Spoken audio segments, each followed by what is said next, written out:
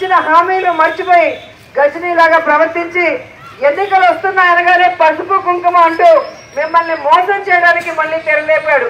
ఈరోజు పసుపు కుంకుమని 2 చెక్కుల కోసం ఆశపడితే 5 సంవత్సరాలుగా మీరు ఎన్ని కష్టాలు పడ్డారు, ఏ విధంగా అప్పుల పాలయ్యారు, మీ ఇంట్లో పిల్లలకి ఉద్యోగాలు రాకుండా ఎలా కష్టపడ్డారు, ఫీజు రీఎంబర్స్మెంట్ సరిగ్గా రాక ఎలా చదువులు ఆపేశారన్న విషయాన్ని గుర్తుపెట్టుకొని ఈ చివరి నిమిషం ఇచ్చే తాయిలాలకి ఆశపడి మళ్ళీ మోసపోకండి, ఈ రాష్ట్రాన్ని నష్టపరచండి.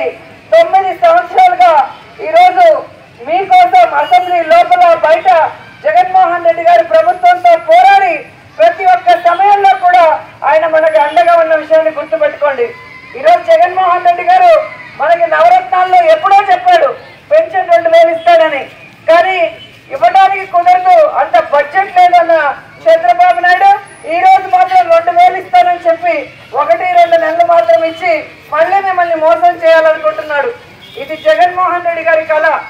మీ అందరి కష్టాలు తీర్చడానికి 3000 పెన్షన్ రూపాయలు ఇవ్వాలి, అలాగే పిల్లల్ని బడికి పంపిస్తే అమ్మఒడి పథకం కింద ప్రతి ఒక్క తల్లికి 15,000 సంవత్సరానికి ఇవ్వాలి, అలాగే పెద్ద చదువులు చదువుకునే పిల్లలకి ప్రభుత్వమే ఫీజులు భరించి ప్రతి ఒక్క పేదవారు కూడా పెద్ద చదువు చదువుకునే అవకాశాన్ని కల్పించాలి.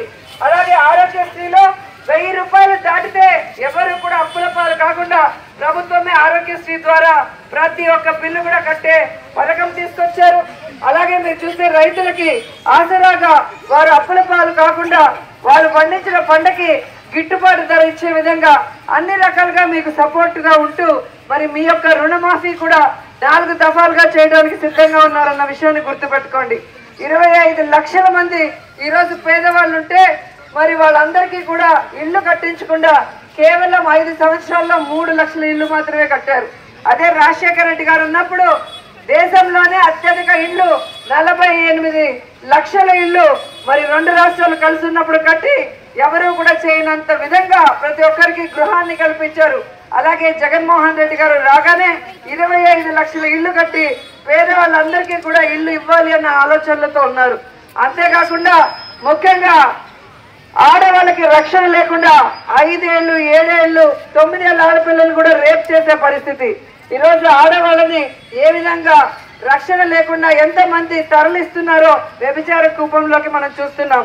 ఈ ఏపీ స్టేట్ లోనే ఈరోజు అత్యధికంగా మహిళల మీద క్రైమ్ రేట్ ఉంది.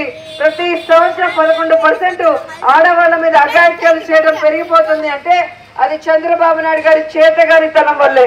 మనకు రక్షణ కావాలన్నా, మనకి గౌరవం కావాలన్నా, రాజకీయంగా ఆర్థికంగా మనం ఎదగాలన్నా మనని ఆడపడుచులుగా గౌరవించే జగన్మోహన్ రెడ్డి గారి వల్లే, వైఎస్ఆర్సీపీ వల్లే అవుతుందన్న విషయం ప్రతి మహిళ గుర్తుపెట్టుకొని ఫ్యాన్ గుర్తుకు మాత్రమే ఓట్లు వేయాలని ప్రతి ఒక్కరిని కూడా కోరుకుంటున్నాను.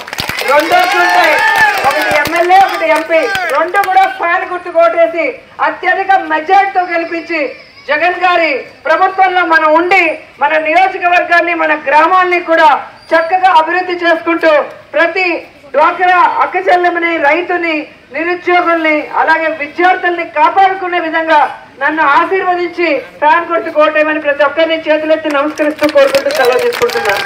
జై జగన్, జై జై జగన్, వైఎస్ఆర్ వైఎస్ఆర్, జై జగన్.